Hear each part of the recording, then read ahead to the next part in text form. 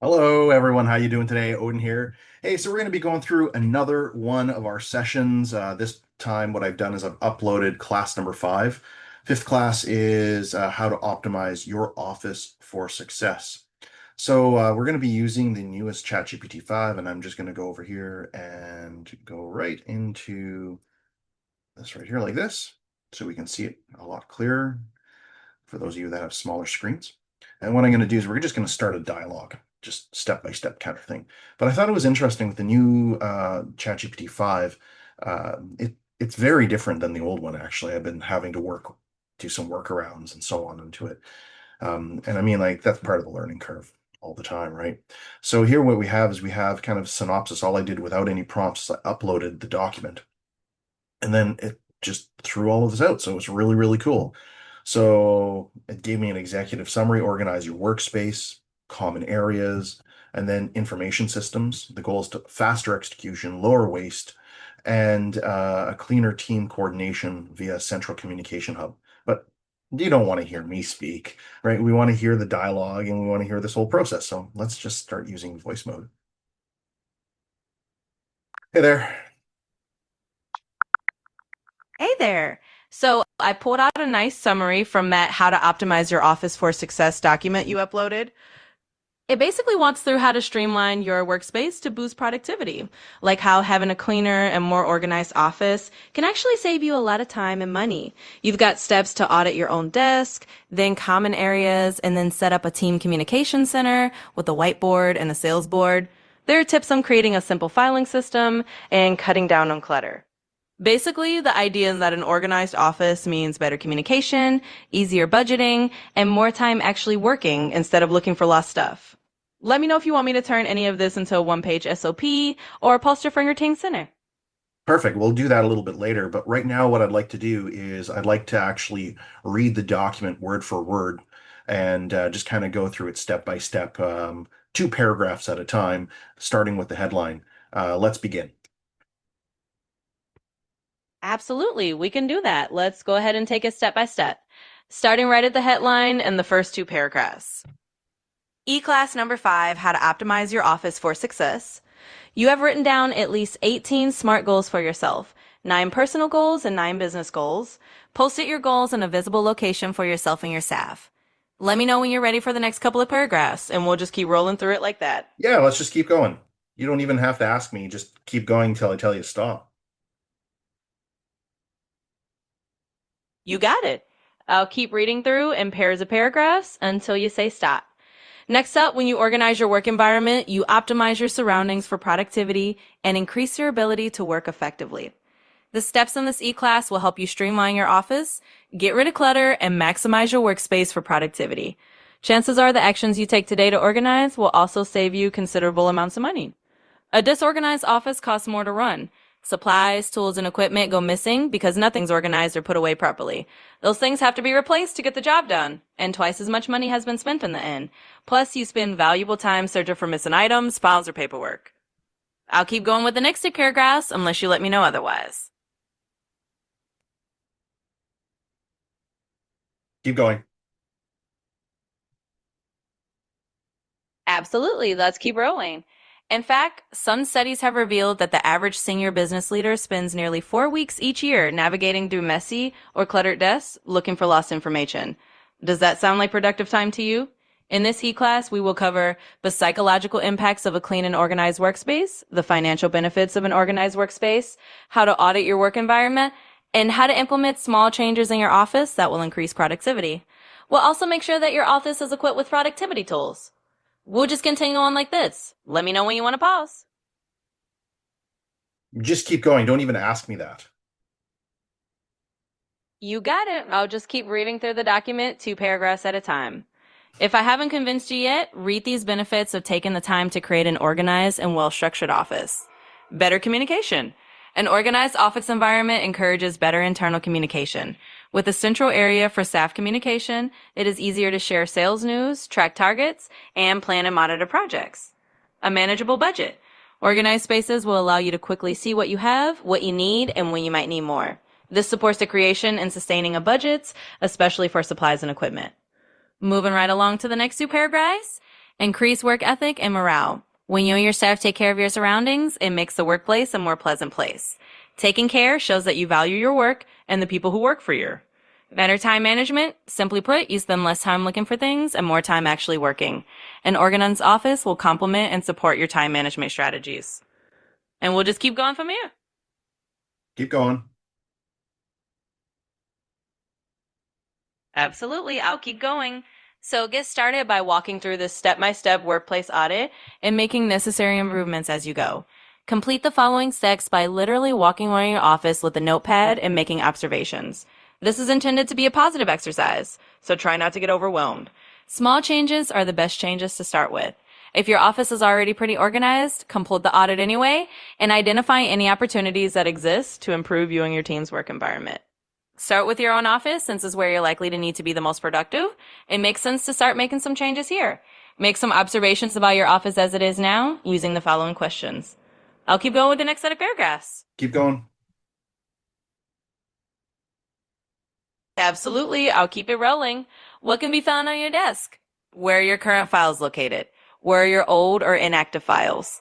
How many personal items are visible? What is on the walls? Where are your office supplies? How much paper is on your desk? How many files, binders, or books are on your desk? Where's your entry and out tray located? And how much is piled in them? Based on your notes and suggestions and guidelines below, identify opportunities for improvement. Would your office benefit from a better layout, a better filing system, a smaller desktop monitor, a paper shredder? On to the next two. Let me know whenever you need to pause. Just keep going. Absolutely. I'll continue on. Clear your desk of everything but your computer, your day timer, your current files, your inbox, and your telephone. Depending on the size of your desk, you may wish to put your current files or inbox on top of a filing cabinet within arm's reach to maximize desk space.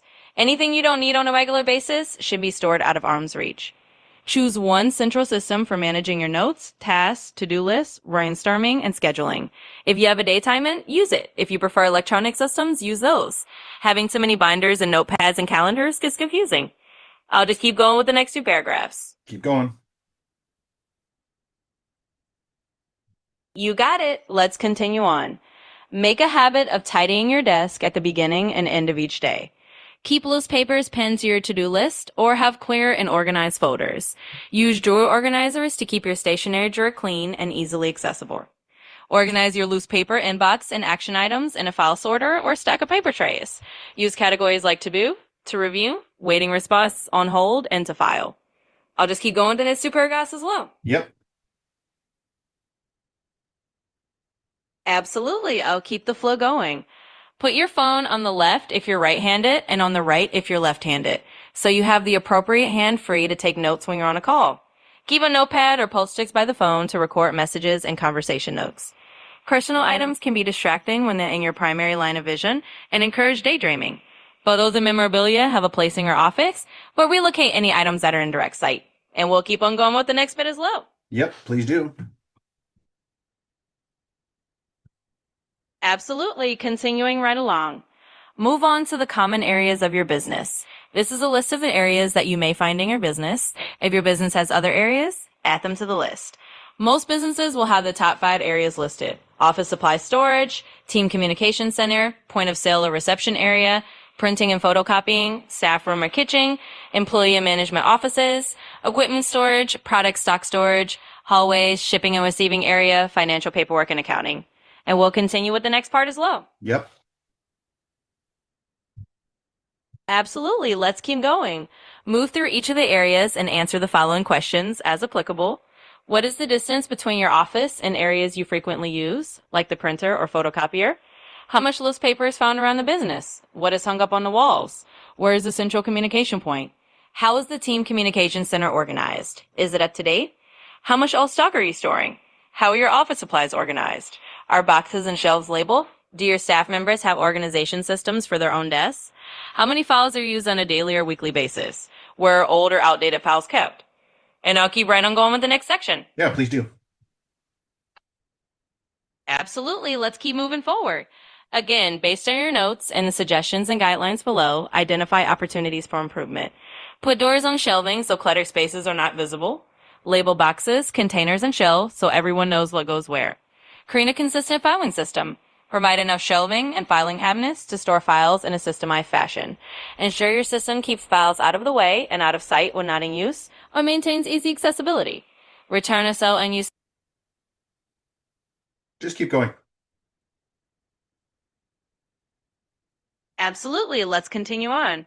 Ensure each staff member Wait, has wait, access stop. to the organ. Go back to return or sell unused stock or overflow office supplies. Of course. Let me back up to that part. So, returning to that sentence, return or sell unused stock and overflow office supplies, like stationery. Locate other unused items that you can potentially sell or donate to create more space. Consider renting out unused portions of your office to independent consultants or small businesses. So that's the part about returning or selling unused stock, and from there we can continue on whenever you're ready. Let's see, keep going to the next two paragraphs. Absolutely. Let's keep going. Ensure each staff member has access to the organizational materials they need to keep their offices neat. Provide stacking trays or file sorters and suggest systems that may help them. Remember that you can't control their work environment, but you can provide the support they need to stay organized. Minimize the distance between your office and the areas you frequently use, like the printer or photocopier. Locate your office so you have a clear line of sight between you and the most productive area of your business. And we'll continue from there. Yep, Just please let do. me know whenever you want to pause. Absolutely. Let's keep going. Finally, make sure your business has the tools you need to run an effective, cohesive operation. A team communication center for all team members to review on a daily basis for important information about sales achievements, targets, and company news. A whiteboard in the team communication center or the boardroom to use for brainstorming, diagramming, project planning, marketing planning, or any other strategic use. This is an excellent tool for both internal and external meetings. And we'll just keep your link on that. Go ahead, finish it up. You got it. Let's wrap this up. Also consider adding a visible sales board with a simple grid drawn in thin tape to track weekly or monthly sales performance. This helps motivate the team and keeps everyone aware of targets and achievements. Finally, mount a 12-month marketing planner with dry erase markers to schedule upcoming campaigns and keep everyone aligned on marketing activities. By the end of this process, your office will be more organized, your team will communicate better, and you'll have a workspace that actually supports your productivity and goals.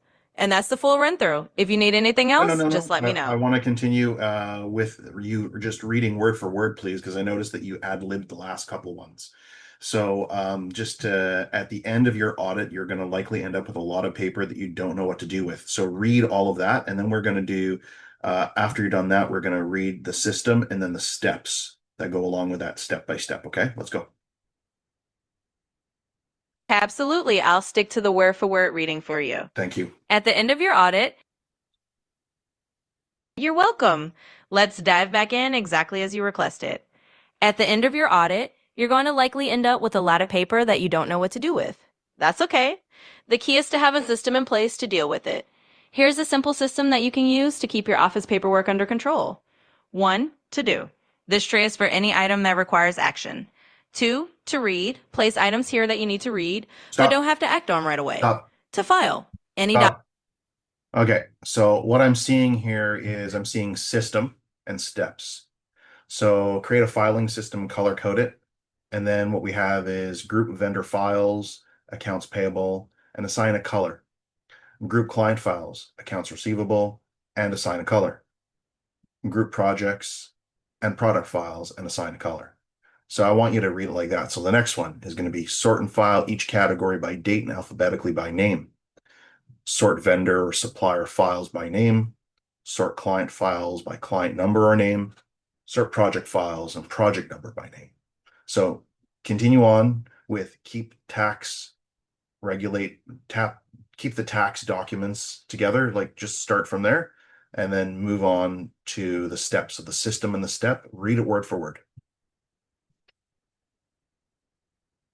Absolutely. I'll follow that structure and read it exactly as laid out. Keep text documents together and assign them a specific color so they stand out. Store archive files separately from current files. Keep archive files off-site if possible to free up space. Regularly review and purge unnecessary files to keep your system efficient. Now, let's go through the steps of the system. 1. Create a filing system and color code it. Group vendor files, accounts payable, and assign a color. Group client files, accounts receivable, and assign a color. Group projects and product files and assign a color. 2. Sort and file each category by date and alphabetically by name. Sort vendor or supplier files by name. Sort client files by client number or name. Sort project files by project number or name. And that's the full set of steps for the Keep system. going to the next Let me know one. if you need it.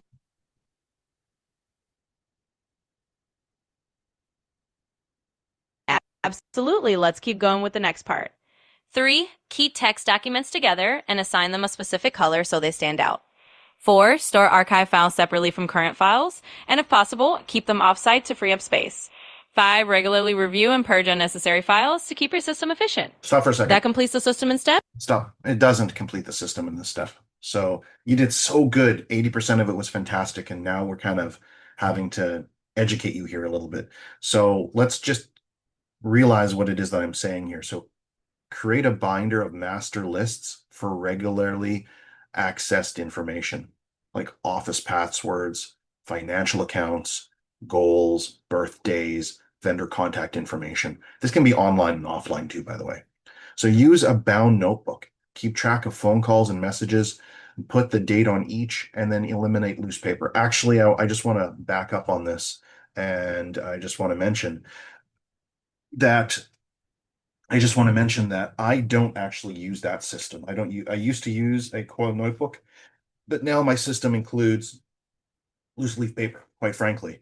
And what I do is I date it. I put a date on it over on this side over here. So it's really easy when I'm going through it. I see what date it is, and I put the name of the client or the situation or the to-do right over here. And then what I have is I have a number of different color-coded files, just like this right here. And what I do is you can see I keep it right beside me for my active files. And of course I have a filing cabinet. So I've kind of adjusted it a little bit. I also use a pen system for myself. It became a lot easier. When I'm writing, I write copious notes on everything so I don't forget anything, and I record everything. And of course, then I transcribe it. And then I have all the digital stuff, but I have physical notes as well. That helps me to identify the most important aspects. I use a red pen and I use a blue or a black pen. There's one of my pens here, and then I have another one of my pens here, and then I have another really awesome pen right here, right? So I have tons of pens. I love pens actually. And that's how I do things. And so I write the notes with the blue or the black pen. And then what I do is if there's a to-do or something that has to be accomplished, I use my red pen and I put a square around it and it represents a to-do. So let's just continue on with the use of the notebook. So keep track of the phone calls, as we just mentioned. That's how I do everything for myself. So create a business card management system. Throw away old business cards. Organize cards by last name or company name in a binder or Rolodex. Best to probably scan them with today's technology, enter the information and data in the program, and then throw the cards away. For me, though, the cards, I do keep certain cards on my desk because what they do is they are memories of what I have to do. I keep them certain ways. But yeah, I mean, of course, you have to get rid of the old stuff and make sure that you're actually organizing everything. Get rid of magazines and other reading material. Throw away industrial magazines and newspapers. Keep relevant articles of interest and sort them into files if necessary. So what I'd like you to do now is I'd like you to read from once you make some initial improvements, read from there. And let's wrap it up. Absolutely. Thanks for that clarification. I'll pick up from there. Once you make some initial improvements, you'll find your workspace becomes more efficient and pleasant. Over time, you'll get into the habit of maintaining this organization naturally. Keep revisiting these steps as needed, and remember that a tidy office not only boosts productivity, but also contributes to a clearer, more focused mindset. And with that, we've covered everything. Let me know if there's anything else you need. Well, you mentioned earlier standard operating procedure. Perhaps what we can do is you can create one of those for us in order to implement this information.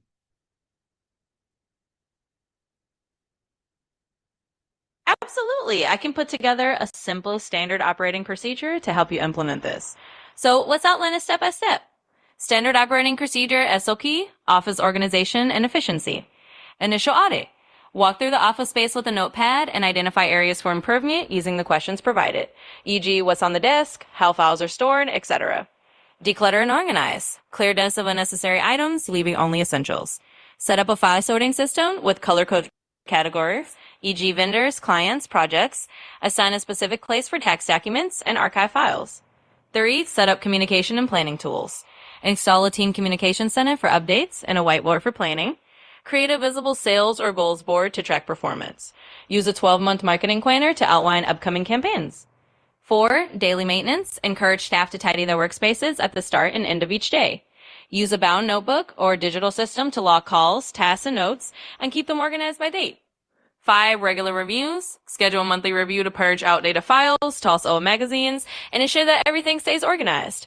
Adjust the system as needed based on what works best for the team. This SOP should help you and your team keep everything running smoothly. Let me know if there's anything else you'd like to add.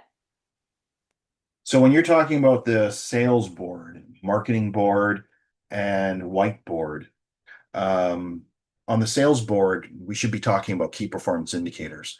And let's maybe discuss what should be on the sales board first.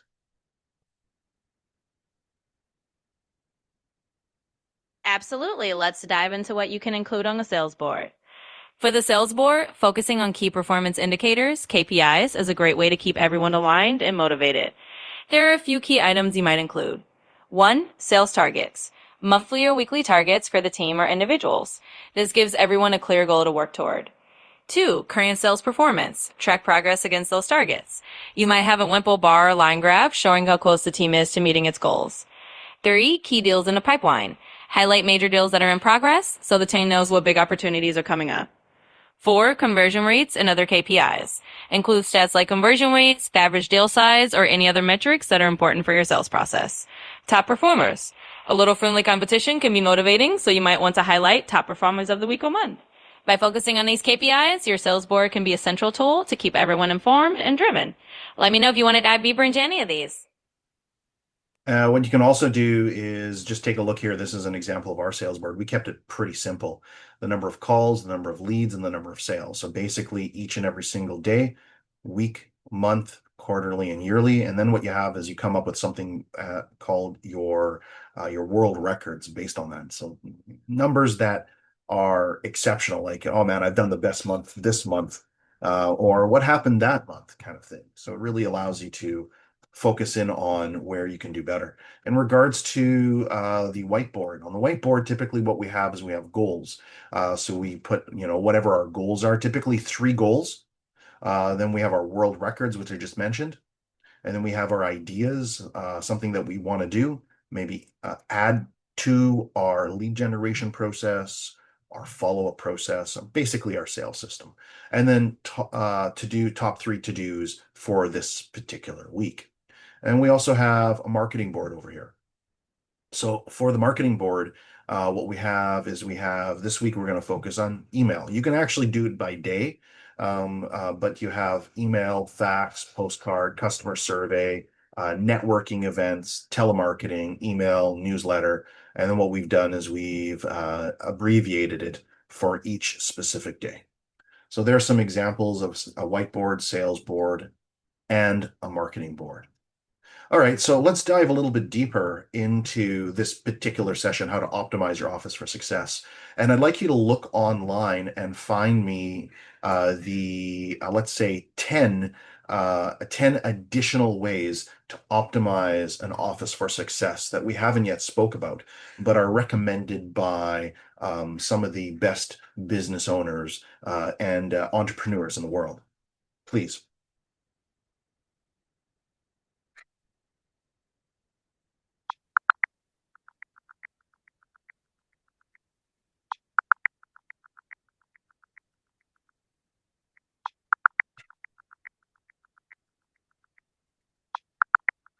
Sure. Here are 10 additional ways to optimize your office for success, as some top business owners and entrepreneurs recommend. Embrace technology and automation. Implement automation tools for routine tasks and integrate modern software to streamline hiring, task management, and quality assurance. 2. Leverage data analytics. Use data analytics to monitor workspace utilization and employee performance so you can make informed decisions about layout and resources. 3. Modernize your hiring process. Adopt up-to-date recruitment software that can handle large volumes of applications efficiently, improving both speed and candidate satisfaction. 4. Optimize budget allocation. Ensure that your budget is allocated efficiently, prioritizing funds for innovations that will strengthen the business. 5. Focus on employee well-being. Prioritize employee wellness programs and flexible work arrangements to reduce stress and boost productivity. 6. Design flexible workspaces. Align your office layout with business objectives and employee preferences by creating areas for different work styles, collaborative zones, quiet zones, and so on. 7. Use space utilization data. Implement desk and room booking software to gather insights into how different spaces are used and adjust your layout based on real data.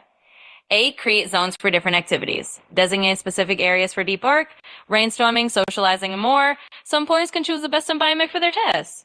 9. Use modular furniture. Invest in modular furniture and movable partitions that can easily adapt to changing needs. Okay. 10. Repurpose under. Continue with 10. Of course. Let's finish off that list. 9. Use modular furniture to movable partitions.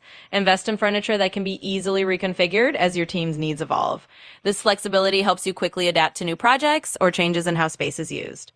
10. Repurpose underutilized spaces. Transform areas that aren't used often into multi-purpose zones. For example, a rarely used meeting room could double as a wellness space or a quiet focus area. So those are the 10 additional tips. So let's adjust a little bit. Let's talk about individuals that are solopreneurs, individuals that don't have an office space to go to. Maybe they're in a shared office, and that's totally fine. But let's talk about someone who works out of their home office, for example. What are some tips and tricks there that can assist them to become even more productive and organize their office? Optimize their office, let's say. Absolutely. Let's tailor some tips for solopreneurs working out of a home office or share space. 1. Define a dedicated workspace. Even if it's a corner of a room, designate a specific area solely for work. This helps mentally separate work from personal life and reduces distractions. 2. Invest in ergonomic furniture. Make sure you have a comfortable chair and a desk at the right height. Ergonomics can greatly impact your productivity and comfort over the long term. Establish a routine and set boundaries. Set clear work hours and communicate them to anyone you live with. This helps you maintain a work-life balance and avoid burnout. 4. Minimize clutter. Keep your workspace tidy by using organizers, shelves, or drawers. A clean environment can help you stay focused and efficient. 5. Use natural light. Position your desk near a window if possible. Natural light can improve your mood and energy levels. 6. Use digital tools for organization. Leverage digital tools like project management apps, cloud storage, and task managers to keep everything organized and accessible. Incorporate breaks and movement. Schedule short breaks throughout the day to stretch or walk around. This can help maintain your energy and reduce the strain of sitting for long periods. Personalize your space. Add a few personal touches like plants, artwork, or anything that makes the space feel inviting and motivating. Set up a reliable tech infrastructure. Ensure you have a strong internet connection, a good webcam, and any of the tools needed for virtual meetings and remote work. 10. Create a daily to-do list. Start each day by writing down your top priorities. This keeps you focused and ensure you tackle the most important tasks first. These tips should help solopreneurs create a productive and optimized home office environment. So is there anything that we're missing based on today's presentation and the conversation that we had? Do you have any other suggestions for the individuals that are going to be listening to this and applying this information?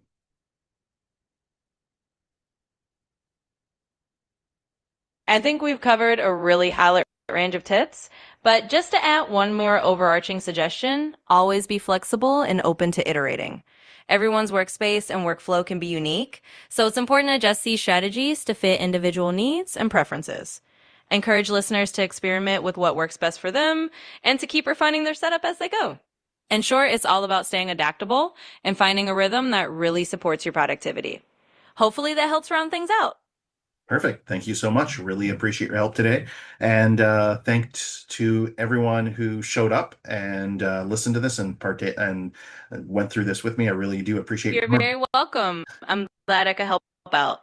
If you have any more questions down the line, just let me know. Awesome. And good luck optimizing those offices. That's great. That's totally awesome. Please remember to like and subscribe. It's really important. Enjoy doing this and sharing this with you. I have this thing here. I was thinking, you know what? This is real information and it's real value. So thanks for showing up and realizing that I'm just a regular guy wanting to help you out and make sure that you get great business advice, insights, and ideally you're able to implement this. Look forward to hearing what your insights are. Take care. Bye-bye.